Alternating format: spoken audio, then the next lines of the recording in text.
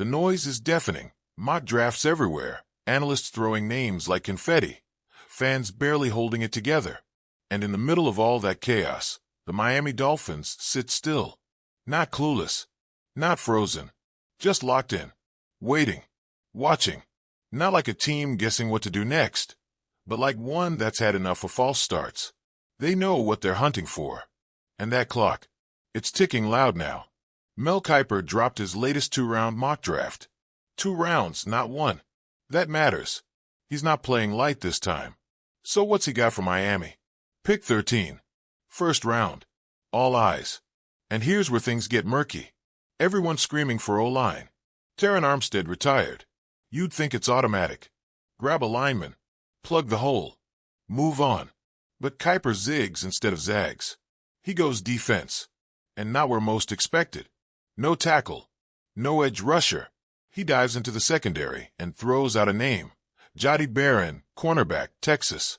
At first, that hits weird. But wait a second. Remember Patrick Paul? Yeah, that guy they took late second round last year.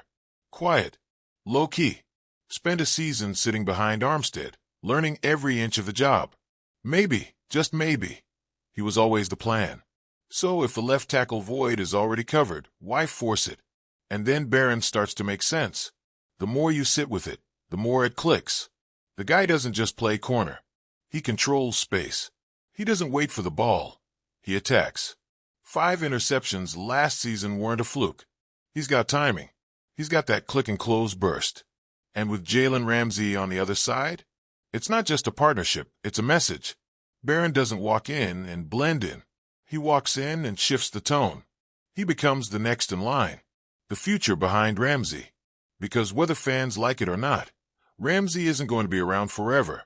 Time takes everybody, even the elites. Now the second round. Pick 48. And this one hits right where it hurts, defensive line. Calais Campbell's gone. His snaps, his presence, his weight in the trenches, it all needs replacing. Not with a body, with someone who matters. And here comes Darius Alexander out of Toledo. Yeah, Toledo. Not a sexy school. Not a loud prospect. But this isn't about flash. It's about doing the job.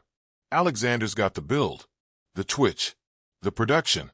Over 100 tackles across 2 seasons. 15.5 tackles for loss. Nearly 8 sacks. 50 pressures. And that's not random. It's consistent. He knows how to fill space, absorb blockers, clear lanes. That's what Miami needs. Someone to give Zach Sealer and the edge rushers the space to wreck plays. And when you look past the big names and shiny programs, you start to realize Alexander fits. Not because he's perfect, but because he's what this system's starving for.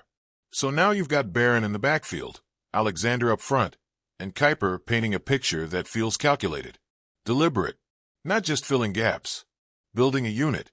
But then that lingering thought, Shedeur Sanders. Yeah, that. If he'd fallen to 13, what would Miami have done? The debate was already heating up.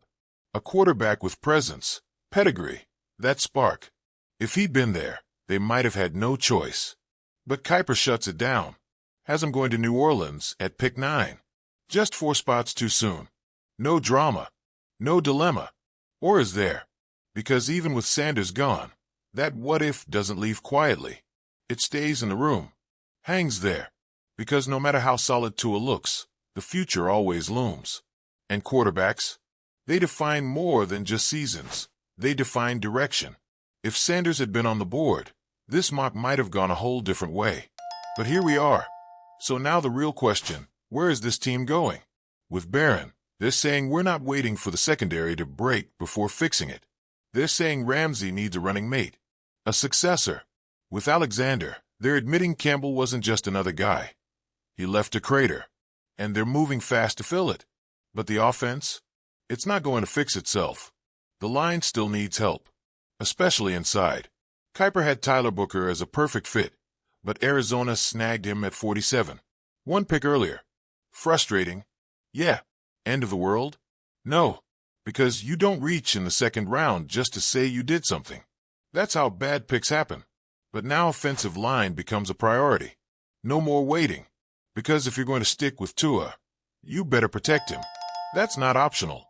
He's sharp, he's fast, but he's not indestructible. And when your QB's taking hits, everything else falls apart.